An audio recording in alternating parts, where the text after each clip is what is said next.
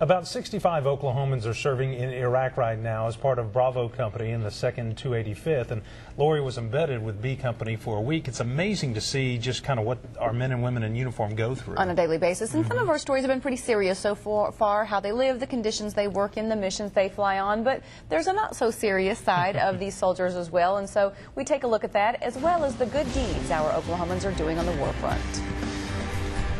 We're going to do a quick brief here. This is the day members of Bravo Company are getting ready to fly us from Iraq back to Kuwait. We have our checklist that we always use, even in the aircraft. As usual, 2 birds will fly. That's in case something goes wrong and one Black Hawk goes down, and they have to make the call nobody wants to hear. Fallen Angel. Their entire focus is security and being prepared for anything. In this case, our passengers don't have any weapons, so we'll keep them in the aircraft. These Oklahomans are working and living in tough, trying conditions, and it's only going to get hotter and sandier as summer approaches. I believe it was Wayne Newton. I believe he was here a few years ago, and he thought that he has seen everything, except when he came here, it was 148 degrees. But they are also having experiences they will never forget, some that show them there is common ground, even in war. Yesterday I met with an Iraqi lieutenant. Outside of the language barrier and the culture difference, body language, and people are pretty much the same all over. Everyone here appreciates all the support being shown to them, but even more the support being shown to their families back home.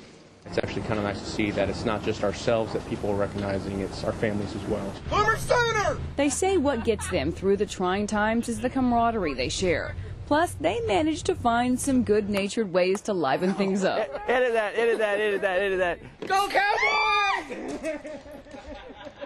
Laughter is good for our soldiers.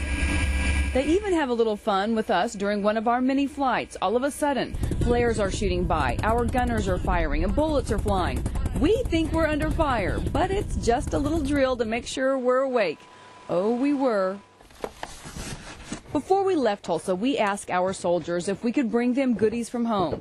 They didn't want anything for themselves, but they did ask us to send them either children's shoes or soccer balls that they could drop over Iraqi villages. So we bought, packed up, and mailed 50 pair of children's shoes. They don't have all the amenities that we would have in access to Walmart and Target or anything like that, much less the job to go buy that.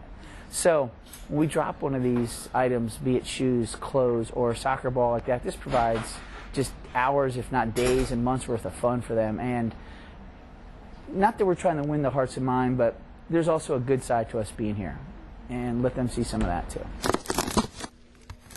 Our box of shoes didn't arrive until the day we had to leave, but the soldiers later dropped them out of the choppers for the Iraqi children who are living in extreme poverty conditions. It just shows Oklahomans are kind and generous no matter where they are. Everybody is very proud to be here. They're very motivated to do their job and to do the right thing. Oklahomans have a rich history of serving this country and sacrificing their needs for the greater good. And these soldiers are certainly carrying on that proud tradition. America is a great place. And when you come someplace like this, you realize how lucky we are, how blessed we are to live in a free country, and the price that we have to pay to keep it that way.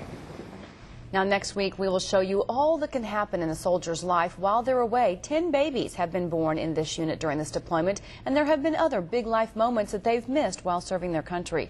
And if you would like to send a message of support to our soldiers, you can do so at newson6.com. You've done a fantastic, you and Oscar P. have done a great job on these stories, and look forward to hearing more. One more piece next week. It's just been a privilege. So proud of our men and women in uniform.